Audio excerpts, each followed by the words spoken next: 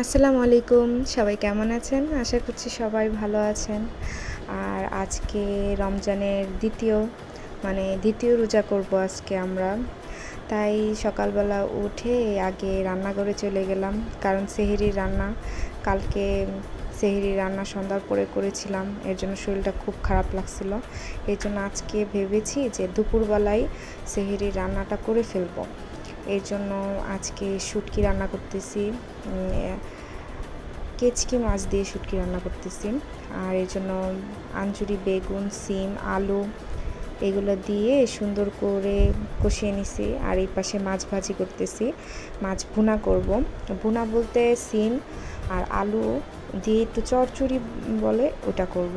এর জন্য হলুদ, মরিচ, লবণ দিয়ে সুন্দর করে কষিয়ে তারপর আমি এখানে সিম আর আলু দিয়ে দিছি। আর এই তো এখন ঝোল দিয়ে দিব, কষানো হয়ে গেছে।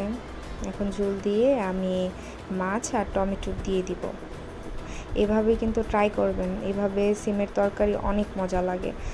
কম মানুষের জন্য অল্প রান্না করছি, এত বেশি রান্না করি না। আঞ্জুরি বেগুন ভর্তা খেতে মন ছিল, এই জন্য আঞ্জুরি বেগুন ভর্তা করছি। আর বিকালবেলা পাখিদেরকে একটু পানিটা চেঞ্জ করে আর খাবার দিয়ে দিলাম।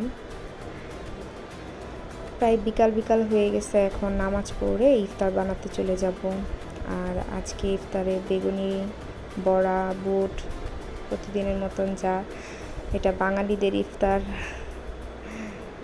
ছোট থেকে দেখে আসছি, দেখে হয়তো আমরা সবাই ইফতারে এগুলাই খাই। বাট ইফতারে ভাজা পোড়া কম খাওয়াটা অনেক ভালো, জানেন।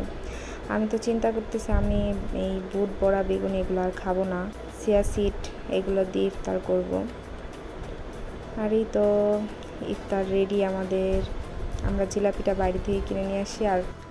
আর এই পাশে সব ইফতার আমাদের রেডি, আর আমরা ইফতার নিয়ে এখন বসে আছি আজানের অপেক্ষায়।